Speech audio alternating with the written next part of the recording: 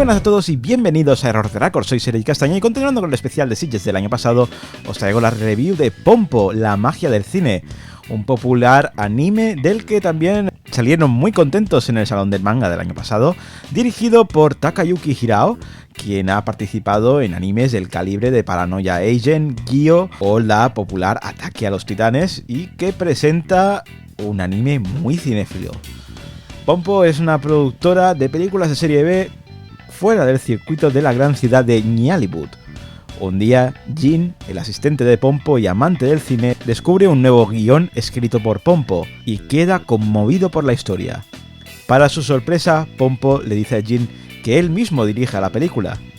Mientras, Natalia, una joven que acaba de llegar a la ciudad en busca de cumplir su sueño de ser actriz, es descubierta por Pompo. Cuando leí que había un anime en el festival con el nombre original de Pompo the Cinephile, decidí ir a verla sin dudarlo. Por mala que fuera, una carta de amor del cine nunca debe desaprovecharse, más si aún se proyecta en el mejor festival de cine al que pueda acudir, y la verdad es que me ha dejado un sabor un poco agridulce. Lo mejor es la cinefilia que desprende con una trama centrada en lo complicado que resulta labrarse el camino hacia el éxito de la industria cinematográfica, las complicaciones que hay detrás de una producción audiovisual y que gracias al anime se permite hacer 1000 homenajes a películas, actores, premios y un largo etcétera.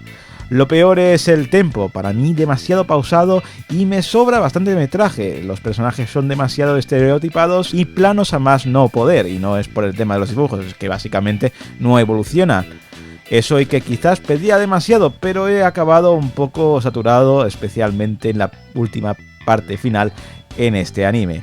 Así que vamos con las valoraciones. En IMDb ha conseguido un 6,8, en Film Affinity un 7 y en Error de Record vamos a darle un 7 porque la verdad es que es un anime muy amable que describe a la perfección y con fantasía lo que es estar en un rodaje de una película, de un corto, de lo que sea, pero a su vez tiene pequeños puntos en contra con unos bajones de ritmo y unos personajes que no son demasiado recordables que lastran el buen hacer de la misma. Pegarle un vistazo, pero ya aviso, sin pretensiones.